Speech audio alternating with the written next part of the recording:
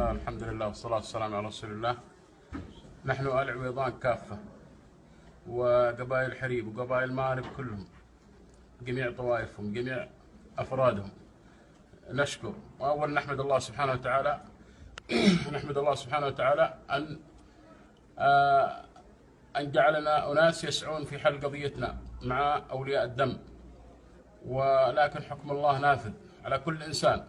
ونحن آل عويضان وجميع الأخوة المشاركين معنا راضين بحكم الله ورسوله، ونحن نرفع على رؤوسنا ولا نقول في أي شخص مهما كانت الأسباب إلا ما يرضي الجميع، ولا نقول إلا أن الله وإنا إليه راجعون، ولا نذم أي طرف ولا نقبل ذم أي طرف مهما كان السبب. مهما كان السبب لا نقبل ذم أي طرف أو جهة أو أشخاص أو أفراد معينين أو غير معينين. وأحب أن أشكر جميع قبائل نجران خاصة، كلهم كبيرهم وصغيرهم، شيخهم وفردهم، وكل من سعى في القضية وكل من سعى في حل كلمة، سواء بالكلمة أو بالحرف أو بالقصيد الطيب اللي ما يجرح أحد ولا يذم طرف أحد. ونحن ننكر هذا كل من تحدث، وننكر ونصر على إنكارنا لأي قصيدة أو كلام يجرح أي شخص سواء كان يامي أو غير يامي.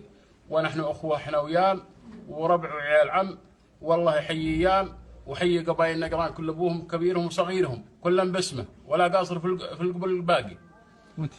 ومن تحدث في اي شيء فيه جرح سواء كان للمشايخ يام افرادها وقبائلها، وان العويضان بريئين منه براءة الذئب من دم يوسف، ولا لنا اي علاقه ولا لنا رضا في اي كلام من هذا الشيء. وسلامة اعماركم. عبد المنعم عويضان. انا اسمي اخي القتيل الله يرحمه احمد بن احمد عويضان، وانا اسمي عبد المنعم احمد عبد ربه عويضان. تسلم تحية. واقول ذا الكلام انا اقول ذا الكلام لا هو برضا احد ولا شيء، برضاي انا ورضا قبائلي ورضا اسرتي. على كثر ما سمعت. على كثر ما انا سمعت، لاني كنت في ذا اليوم مشغول من الفيسبوك والواتساب، جاني خبرها الان ويشهد الله اني حزنت، ولا ارضاها على انسان مهما كان السبب، ولا أرضى بالذنب المخلوق خلقها الله سبحانه وتعالى. بيض الله وجهك. وعلمنا وسلامتكم. تسلم تحية. بيض الله وجهك.